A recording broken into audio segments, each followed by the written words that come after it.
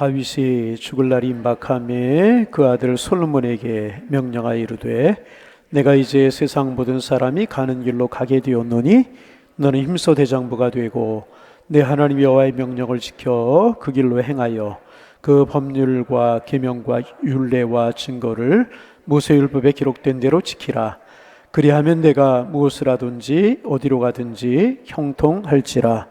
여호와께서 내 일에 대하여 말씀하시기를 만일 내 자손들이 그들의 길을 삼가 마음을 다하고 성품을 다하여 진실이 내 앞에 행하면 이스라엘 왕위에 오를 사람이 내게서 끊어지지 아니하리라 하신 말씀을 확실히 이루게 하시리라. 아멘. 오늘 우리 교회가 역사적인 날이죠. 왜 역사적인 날이에요? 오후 예배 찬양대가 생긴 날이기 때문에. 우리 교회 이제 역사책에 우리가 10년, 20년, 30년, 100년이 지난 다음에 2023년 1월 1일 수산날 찬양대가 첫 찬양을 드리다. 역사에 그렇게 기록이 될 것이고 대원이 누구 아무겠다. 그런데 그 명단이 다 권사님들이셨다. 제가 보니까 권사님 아닌 분이 한 분도 안 계세요. 우리 박수 한번 할까요? 예.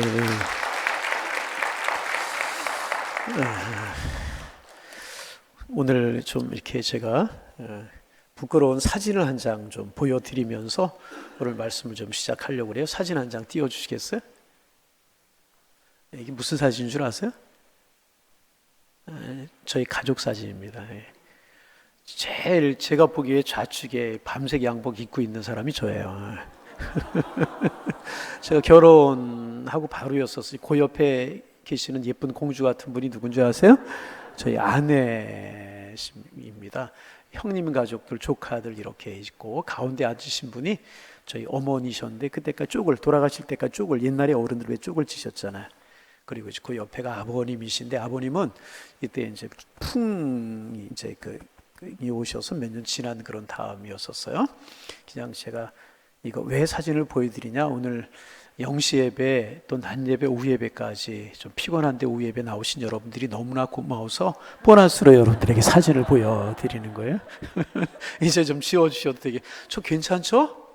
다시 한 번만 보여주세요. 맨 우측에 있는 사람 꽤 괜찮죠? 그 옆에 있는 아가씨, 아가씨 아니에요. 제가 결혼한 지 저 때가 한 1년 채 안 됐던 것 같아요. 괜찮죠? 많이어도 제가 보기에는 굉장히 괜찮아요. 자, 이제 지워주시고요. 제가 왜 오늘 이 사진을 보여드리면서 이제 보너스로 보여드리는 것도 있지만, 제가 이 사진을 보여드리는 이유는 뭐냐면 저는 시간이 되면 아버지 어머니 인생에 관해서 글을 좀 한번 쓰려고 해요. 시간이 안 돼서 못 쓰는데 시간이 좀 되면 아버지 어머니의 인생에 관해서 글을 쓰려고 합니다. 그 이유는 저희 아버지 어머니가 남들과 별로 다르지 않게 평범한 인생을 사셨습니다. 그러나 정말 파란만장한 삶을 사셨어요. 저희 아버지 어머니 살던 곳이 어디냐 하면 저희 형님이 이제 얼마 전에 다녀오셨는데 지금 판문점 있는 그곳 거기 행정구역으로 이제 장단이라고 하는 그런 곳이었는데 거기 이제 사셨어요. 평안하고 행복하게 논전답 읽으면서 집 가지고 사셨죠. 근데 전쟁이 나면서 완전히 거기가 이제 낮에는 남한군, 저녁에는 북한군, 낮에는 북한군, 낮에는 남한군 이렇게 바뀌면서 소용돌이 치는 그러한 지역에 있으셨어요.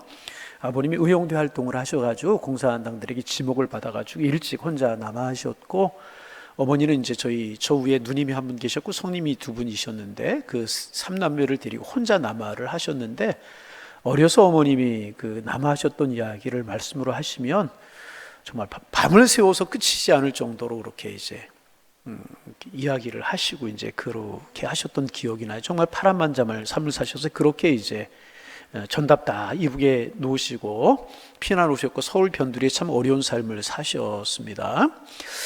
이제 여러분 생각해 보세요. 우리가 이제 뭐 조금 있는 것 가지고 다른 곳에 이사를 가도 새로운 곳에서의 삶이 쉽지 않은데 아무것도 없이 저희 어머님이 그래도 어떻게 이제 땅 문서, 논문서는 가지고 오셔가지고 농 밑에 묻어두고 돌아가셨어요. 그 무슨 소용이 있겠어요? 와가지고 집이 하나가 있습니까? 뭐 어디 붙일 만한 방이 하나가 있습니까? 그렇게 이제 사셨으니 얼마나 파란만장한 삶을 사셨습니까? 그런데 그렇게 사시다가 돌아가셨는데 유언도 남기신 것이 없으셨습니다. 그런데 이제 그 아버님 어머니 살아가신 삶을 통하여 남기신 그 삶이 유언이 아닐까. 삶이.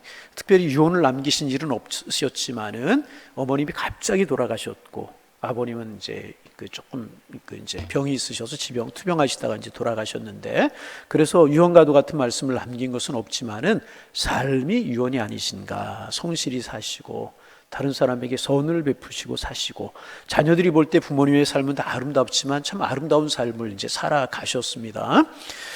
그래서 이제 그 아버님 어머님에 관한 기록들을 남기고 싶어요. 그래 자손들에게, 제 아들들에게, 손주들에게 대대로 전해주고 그런 싶은 생각이 들어서 글을 좀 쓰고 싶은 게, 시간이 좀 나면 부모님들이 이제 쓰고 싶은데, 저는 아버님 어머니 40이 넘으셔서 제가 태어났기 때문에 그 이전의 삶은 모르잖아요. 근데 저희 큰형님이 올해 84세가 이제 되십니다. 저희 큰형님이 84세가 되시는데, 아까 저 사진의 중앙 뒷줄에 계셨던 분이 큰형님이신데, 아버님이나 형님들이 머리가 훤하셨어요. 그래 이제 그러신데 84세가 연세가 많으시기 때문에 형님이 조금 더 건강하실 때 글을 좀 쓰고 싶다, 이제 그런 생각이 드는데 언제 기회가 될는지 모르겠습니다. 어쨌든 아버지 어머니 간에 글을 쓰고 싶어요. 자녀들에게, 또 자녀들에게 전해주고 싶은, 삶을 전해주고 싶은 그런 생각이 이제 있기 때문에 이제 그렇습니다.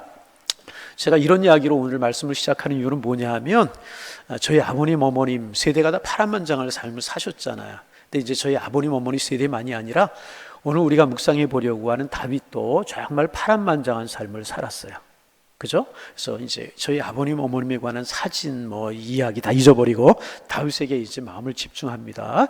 파란만장한 삶을 다윗 살았잖아요. 베들레헴의 목동으로 이제 자랐어요. 베들레헴은 아주 시골입니다. 떡집이라고 하는 이름의 뜻을 가진 시골이었습니다. 그리고 이제 어려서 별로 외모도 변변치 않았던 것 같고 시원한 곳이 별로 없었던 것 같아요. 근데 어찌어찌 하다가 블레셋하고 전쟁이 벌어졌는데, 아버지 심부름으로 형을 만나러 나갔다가 블레셋 장수 골리앗을 만나게 되고 믿음으로 골리앗을 무너뜨리게 되지 않습니까? 그리고 이제 왕의 사위가 됩니다. 드라마틱하잖아요. 베들레헴의 목동 소년에서 장수가 되고 왕의 사위가 되는 이 과정이 얼마나 드라마틱합니까? 왕의 사위가 되기는 되지만은 사울왕의 미움을 사서 도망다니 인생을 살아요. 정말 지겹도록 들로 산으로, 그저 피할 곳이 없어 블레셋으로 피하고 그런 판자란만장한 지겹도록 도망다니는 삶을 살아갑니다. 그리고 이제 이스라엘의 왕이 됩니다. 그 왕이 되는 과정에서도 우리가 알기에는 이제 사울이 죽고 바로 다윗이 왕이 된 것으로 알고 있지만 그렇지 않아요. 이스보셋이라고 하는 사울의 아들이 있었어요. 그 사울의 아들이 북쪽 11개의 지파를 가지고 7년 동안 북쪽에서 왕이 되어 있었고, 다윗은 저 남쪽에 있는 유다 지파에서 7년 동안 왕이 되었던 거예요. 소년 시절에 내가 왕이 될 것이라고 하는 하나님의 음성을 우리 사무엘을 통해 들었지만은 왕이 되는 과정이 쉬웠던 것이 아니고, 사울이 죽고 나서도 그렇게 오랜 7년이라고 하는 세월을 지나서야 비로소 왕이 될 수가 있었다는 것입니다. 그리고 이제 왕이 되고 나서 블레셋과 이제 대적해 싸우고 참 어려운 삶을 지냈잖아요. 그리고 나서 이제 나라를 안정을 시키기는 시킵니다. 그런데 결국 이제 사랑하는 아들 압살롬에게 반역을 당해요. 여러분, 사람이 살아가면서 인생에 어려운 일을 당해도 이 자기 아들에게 반역을 당해가지고 아들이 등에 칼을 겨누르고 아버지를 죽이려고 하고 왕위를 찬탈하려고 합니다. 이것보다 힘들고 어려운 일이 어디에 있겠습니까? 전에도 한번 말씀드렸나요? 아주 오래돼서 10년이 넘은 것 같은데, 제가 우리 어느 집사님 가정을 신방을 했는데 예배 드리는 중에 계속 우시는 거예요, 우리 집사님이. 그래서 왜 그런지를 몰랐는데 끝나고 나서 이제 어찌어찌 하다가 말씀을 하시는데, 그렇게 착하고 그렇게 말을 잘 듣던 아이가 사춘기가 되면서 어머니에게 반항을 한다는 거예요. 그래서 어제 그날 제가 신방을 갔던 그 전날도 적은 일 가지고 이렇게 엄마하고 아들하고 옥신옥신 각신하다가, 얘가 이제 그때 중3인가 고등학교 1학년인가 그랬는데 자기 방으로 들어가면서 문을 주먹으로 치고 들어갔어요. 그런 일 다반사예요? 반응을 주먹으로 치고 들어갔는데 그날 보니까 이렇게 뭘로 이렇게 가려 놓으셨더라고요. 주먹으로 치고 들어가서 문이 깨져버린 거야. 거기서 어머니가 충격을 받으셨어요. 하루가 지냈음에도 불구하고 떨리는 가슴을 주체할 수가 없어가지고 예배 시간에 계속 울면서 계시더라고요. 그런데 여러분, 주먹으로 문을 친 것이 아니고 반항하는 정도가 아니고, 그 사랑했던 아들이 아버지에게 칼을 겨누어 죽이겠다는 거, 왕위를 찬탈하겠다는 거예요. 자기가 왕이 되겠다는 겁니다. 여러분, 인생에서 이것보다 더 힘든 일이 어디에 있겠습니까? 그죠? 인생에서 이것보다 더 힘든 일이 어디에 이제 있겠습니까? 왕이 되고 나서도 뭐 블레셋이라 이방 민족들과 싸워 정말 파란만장한 삶을 살았던 사람이 다윗입니다. 그렇잖아요? 그리고 이제 실수를 해서 밧세바 일로 인하여서 그 밧세바가 낳은 아이가 죽는 일, 자기보다 자녀를 앞세우는 그런 일들도 경험하고 그런단 말이죠. 정말 파란만장한 인생을 다윗이 이제 살았습니다. 그런데 그 다윗이 오늘 성경에 보면 죽을 날이 임박했다는 거예요. 여러분 1절 말씀 같이 한번 읽어보면 1절 읽습니다. 다윗이 죽을 날이 임박하매 그의 아들 솔로몬에게 명령하여 이르되 죽을 날이 임박했대. 이 세상을 떠날 때가 되었다는 것입니다. 그래서 이제 다윗이 솔로몬을 불러요. 가장 사랑하는 솔로몬을 불러서 유언과도 같은 당부를 하는 그런 모습이 오늘의 본문입니다. 그러니 여러분 얼마나 하고 싶은 이야기가 많았겠습니까? 얼마나 하고 싶은 이야기가 많았겠어요. 그런데 오늘 본문에 보면 뒤에 당부하는 이야기가 좀 나오지만 오늘 본문에서는 딱 두 가지를 이야기합니다. 제가 이 말씀 한두 번 묵상한 그런 말씀이기도 합니다. 들었던 말씀이지만 새해를 시작하면서 이 말씀 다시 한번 나눠보기를 원합니다. 첫째는 뭐냐 하면 대장부가 되라. 한번 따라합니다. 대장부가 되라. 뭐가 되라고요? 대장부가 되라. 자, 2절 말씀 읽어봅니다.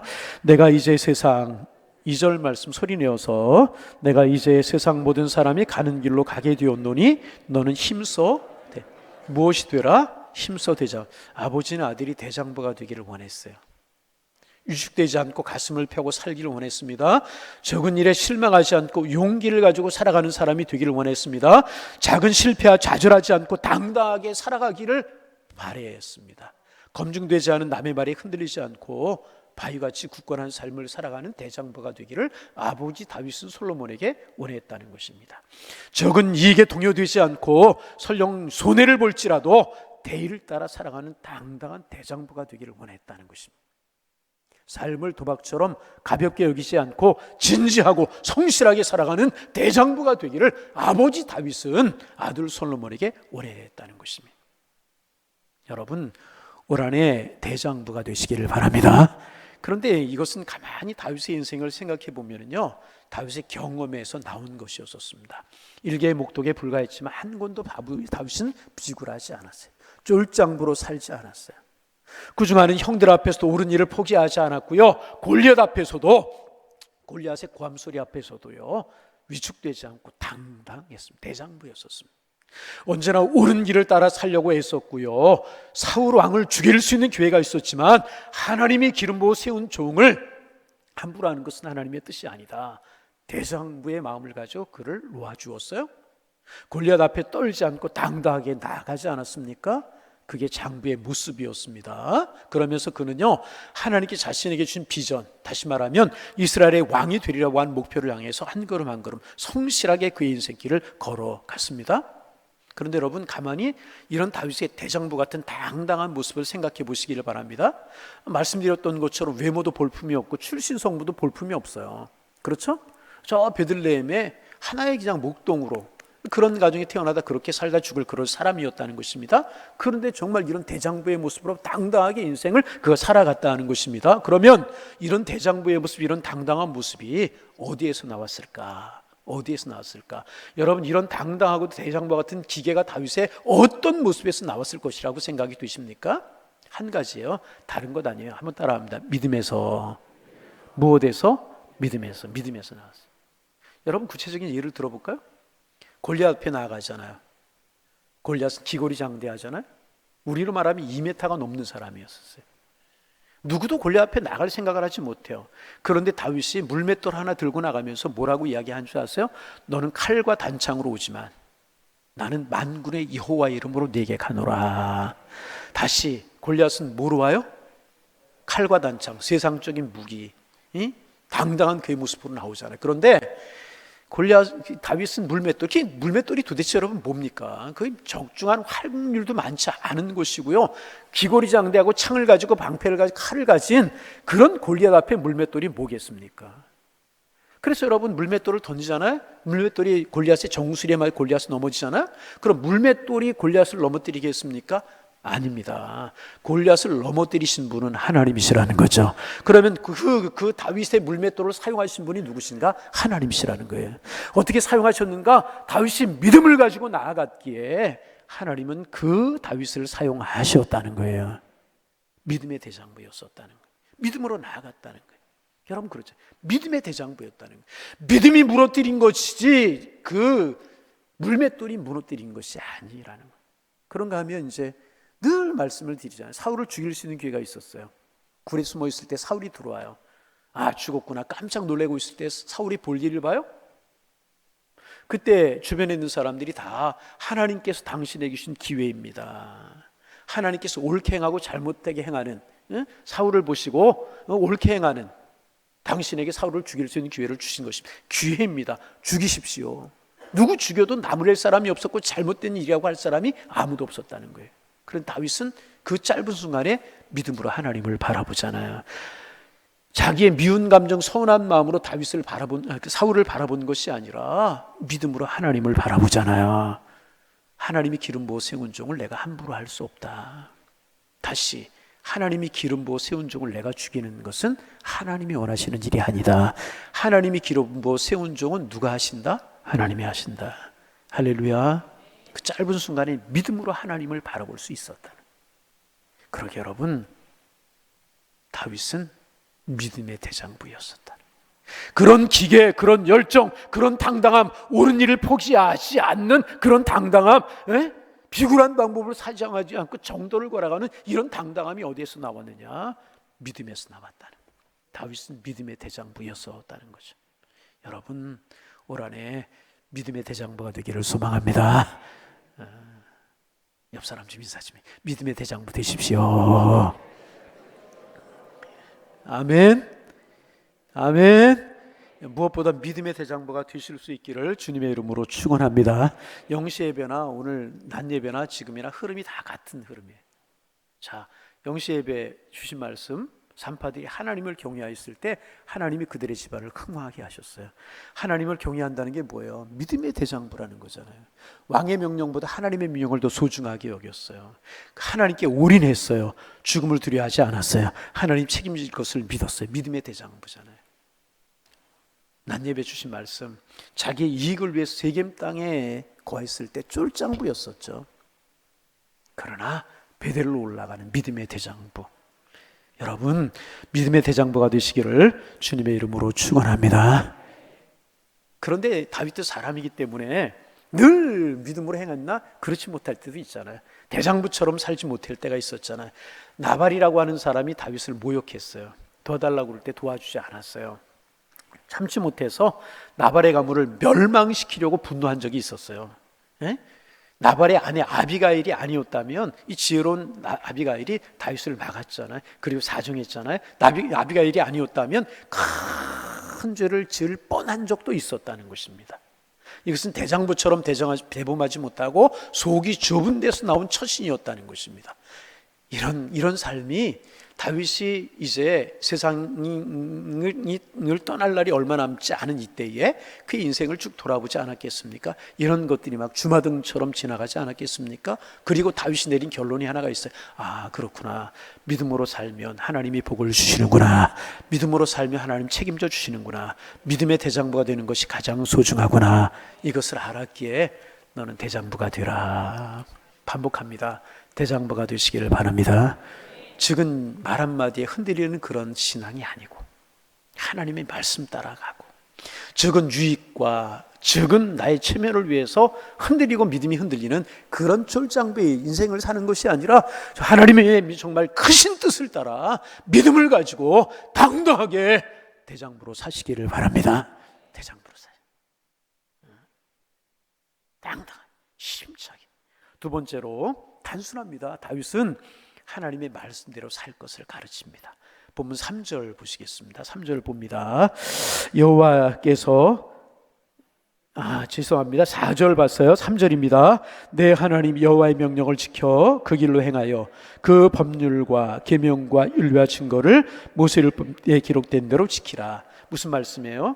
하나님의 말씀을 따라 살라는 거예요. 무엇 따라? 하나님의 말씀은. 이것 역시 다윗의 경험이었습니다. 그는 아무것도 없이 양을 치는 지팡이와 물맷돌로 출발한 사람이 다윗입니다. 그러나 그에게는 하나님이 계셨습니다. 아멘. 여러분 아무것도 없는 것처럼 보여요? 그러나 하나님이 여러분과 함께 하십니다. 하나님이 계셨어요. 하나님은 그의 최고의 재산이요 무기였었어요. 매사에 하나님의 뜻대로 하려고 노력하고 또 노력했던 사람이 다윗입니다. 그 결과 하나님은요 그에게 이스라엘의 왕이 되는 영광을 주셨어요. 그는 이제 그 사실을 아들에게 가르치고 있는 것입니다. 내가 인생을 살아보니까 믿음으로 살고, 두 번째로 하나님의 말씀 따라 살아갈 때 복이야. 힘들고 어렵고 그것이 하나님의 말씀 따라 살아가는 길처럼 보이지만 결국은 하나님의 말씀 따라 살아가는 것이 복이더라. 그러니 너는 하나님의 윤리와 법도를 따라 살아가라. 할렐루야, 할렐루야. 여러분 하나님의 말씀 따라 살아가는 것이 복이 되는 줄로 믿습니다. 여러분 하나님의 말씀은 이정표와 같은 거예요.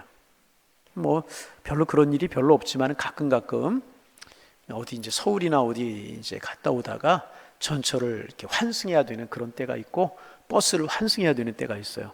제가 가끔 이제 그 종로가 갈 일이 있고 이제 서울역 주변에 갈 일이 있어서 서울 5300번 타고 강남역을 가게 되거든요. 그럼 요즘도 가끔 헷갈릴 때가 있어요. 좀 쉽게 해놓으면 좋겠는데 왜 이렇게 어려운지. 그 얘기와 우리 아이들이 웃어요. 그거 얼마나 편한데 자꾸 헷갈리느냐고. 어떨 때는 차선 중간에 타야 되고 어떨 때는 밖에 나가서 타야 되고. 서울 안 가본 분들은 이거 몰라 무슨 양이. 그럴 때 이제 이정표를 보고 전철 환승역에서 이제 갈아타려고 그러면 나는 틀림없이 오른쪽으로 가야 수원 오산 오는 열차를 탈 것 같은데 이정표를 보면 왼쪽으로 가라는 거예요. 그럴 때 여러분 어떻게 해야 될까요? 어떻게 해야 돼요? 에이 내 뜻대로 따라가는 거지. 그러면 저기 동두천 가서 떨어져. 동두천 가 저기 인천 가서 떨어지고. 그럴 때는 무엇을 봐야 돼요? 이정표를 봐요. 이정표. 여러분 하나님의 말씀은요 우리 인생의 이정표와 같은 거예요. 방향 감각을 잃어볼 때가 있어요. 우리가 인생을 살다 보면. 그렇잖아요. 어떻게 해야 될지를 모를 때가 있어요. 결정을 못할 때가 있어요. 여러분 그럴 때 우리는 다른 것 의지하지 않고 하나님의 말씀을 펴는 거예요. 하나님의 말씀을 보내는 거예요. 하나님의 말씀 우리 인생의 이정표와 같은 것이라. 할렐루야. 이 하나님의 말씀 따라 살아가면 저 동두천 갈 일 없고 인천 갈 일 없고요 오산 오게 되는 것입니다. 목사님 나는 동두천 갔으면 좋겠습니다. 마음대로 하세요. 마음대로. 인천 갔으면 거기 가서 사세요. 예. 주일날은 꼭 오세요. 그런데 아멘. 하나님의 말씀이 이정표와 같은 것이라. 여러분 하나님의 말씀 따라 살아서 잘못된 사람 보셨어요? 하나님의 말씀 따라 살아서 인생이 망가진 사람 보셨어요? 하나님의 말씀 따라 살아서 그 인생이 가치 없는 삶을 산 사람 보셨어요? 하나님의 말씀 따라 산 사람들은요 다 하나님이 책임져 주셨다는 것입니다. 할렐루야. 올 한해 하나님의 말씀 따라 살아가시기를 바랍니다. 늘 하나님의 말씀 따라 살아. 늘 하나님의 말씀. 그러면 다윗이 솔로몬에게 두 가지 대장부의 삶을 살아라, 말씀 따라 살아라 그랬는데 솔로몬은 그 말씀을 따라 잘 살았나요? 초창기에는 그랬어요. 초창기에는 하나님의 말씀 따라 믿음으로 살았지. 일천번제를 드리고 바르게 재판을 하고 나라를 다스리고 그럴 때 하나님이 그 나라에 복을 주셨잖아요. 그죠? 3장으로 넘어가면 솔로몬이 일천번제를 드리는 그런 장면이잖아요. 왕이 되고 나서 얼마나 바쁘고 분주했겠습니까? 그런데 일천번제를 드려요. 정성을 다해 하나님 사랑해요. 믿음으로 고해요. 그럴 때 하나님 책임져 주셨다는 것입니다. 그렇잖아요? 솔로몬 나라도 축복해 주시고 솔로몬의 왕위도 축복해 주시고 은금이 풍부해서 솔로몬의 왕국에 은금이 돌처럼 흔했다고 그랬잖아요. 그런데 뒤로 갈수록 대장부가 되지도 못했고요. 하나님의 말씀 따라 살지도 못했어요. 우리가 아는 것처럼 열왕기상서 11장 2절 이하에 보면 그가 이방 여인들을 들이잖아요. 하나님의 말씀에 금하시는 것이었잖아요. 하나님 이방 여인들과 결혼하는 금하셨잖아요. 그리고 그 여인들이 가지고 온 우상을 따라 살아가게 되잖아요. 그 악의 세력 별것 아닌 것처럼 생각했지만 결국 그 악의 세력이 솔로몬을 삼켜버려 가지고 솔로몬이 나중에 우상 숭배를 해버리고 말잖아요. 그래서 결국 어떻게 됩니까? 솔로몬이 죽고 나서 나라가 남왕국 이스라엘, 유다와 북왕국 이스라엘로 쫙 찢어지게 되잖아요. 나라가 결국 북왕과 아수르가 망하고 남왕 유다는 포로로 끌려가게 되고, 그 원인을 성경은 뭐라고 이야기를 하느냐? 솔로몬의 우상 숭배 때문이었다. 여러분, 우상 숭배라고 하는 것이 뭐예요? 믿음으로 행하지 못하고 말씀 따라 살아가지 않는 것이잖아요. 이런 결과를 가져오고 말았다는. 솔로몬이 초창기에는 아버지 다윗의 유언을 따라 잘 사는 것 같았지만 그렇지 못했다는 거예요. 그랬을 때 나라가 망하고 그 자녀들이 비참해지는 그런 일들이 있을 수밖에 없었다는 거예요. 여러분, 올 한해 믿음의 대장부로 살아갈 수 있기를 바랍니다. 믿음의 대장부로. 믿음이라고 하는 것이 뭔가 늘 이야기하죠. 끄레도, 라틴어로 끄레도. 끄레라고 하는 말은 사람의 심장을 가리키고요, 도라가는 말은 갖다 고정시킨다. 우리 몸에서 가장 중요한 게 심장이라고 그러잖아요. 그래서 늘 이야기하지만 뇌사에 빠져도 뇌가 기능을 못해요. 심장이 뛰면 그 사람 산 사람이에요. 그런데 다 산 것 같아도 심장이 멎으면 그 사람 죽은 사람이에요. 우리의 가장 소중한 그 심장인데 그 심장을 우리 주님 앞에 고정시키는 거예요. 주님 앞에 맡기는 거예요. 주님 뜻대로 하는 거예요. 그게 믿음이란 말이죠. 이렇게 믿음으로 살아가는 사람은요, 하나님의 말씀 따라 살아갈 수밖에 없는 것입니다. 그러면 대장부의 삶을 살아가게 될 것이고, 그러면 하나님께서 복을 주시는데 어떤 복을 주느냐? 3절 말씀 다시 한번 우리 읽어봅니다. 3절, 내 하나님 여호와의 명령을 지켜 그 길로 행하여 그 법률과 계명과 율례와 증거를 모세율법에 기록된 대로 다 지키라. 그 다음에 큰 소리로 그리하면 내가 무엇을 하든지 어디로 갔는지 형통할지라. 할렐루야. 여러분, 어디로 갔든지 무엇을 하든 형통케 되는 복을 누리기를 원하십니까? 여러분의 자녀들이 이런 복을 누리시기를 원하십니까? 두 가지를 기억하세요. 믿음의 대장부가 되는 거예요. 두 번째, 말씀 따라 살아가는 거예요. 다시, 여러분의 자녀들이 영원히 형통의 복을 누리며 살기를 원합니까? 어디로 가든지 무엇을 하든지, 올 한해 여러분들이 어디로 가든지 무엇을 하든지 복의 복을 누리며 살아가기를 원하십니까? 그러면 두 가지를 지키는 거예요. 믿음의 대장부, 믿음으로 살아가. 하나님의 말씀 따라 살아. 우리 양일의 권속들, 양일의 식구들 이렇게 사셔서 어디로 가든지 무엇을 하든지 여러분이 사업에 소홀 내면 사업이 잘 되고, 아멘. 짐승을 키우면 짐승이 잘 되고, 뭐 짐승 키우는 분들이 많이 없어요. 농사라면 농사도 잘 되고, 사업으로는 사업이 잘 되고, 직장생활하면 직장생활이 잘 되고, 여러분들이 자녀들을 붙들고 축복하면 자녀들이 잘 되고, 구역장을 하면 구역이 부흥을 하고, 교학교 교사라면 교학교 아이들이 늘어나고, 여러분이 찬양대라면 찬양대원이 은혜로워지고 하는 모든 일들이, 여러분이 기도하는 것마다 하나님이 축복하시는 그런 복을 누리며 살아가는 형통의 한 해가 되실 수 있기를 주님의 이름으로 축원합니다. 축원합니다. 하나님, 주님께서 2023년 한 해 우리에게 주셨는데, 오늘 주신 말씀처럼 어디로 가든지 무엇을 하든지 형통의 복을 누리며 살게 하여 주옵소서. 하나님, 우리는 형통의 복을 많이 사모하지만 형통의 복이 주어지기까지 우리가 반응해야 될 반응이 있는데, 하나가 믿음이고 믿음의 대장부가 되는 것이고 하나님의 말씀 따라 살아가는 것인데 잊어버릴 때 참 많이 있습니다. 주님 간구합니다. 올해 믿음의 대장부로 살게 하여 주옵소서. 하나님, 다른 것은 몰라도 믿음에 있어서만큼 뒤지 않기를 원합니다. 내가 주님을 사랑하기를 원합니다.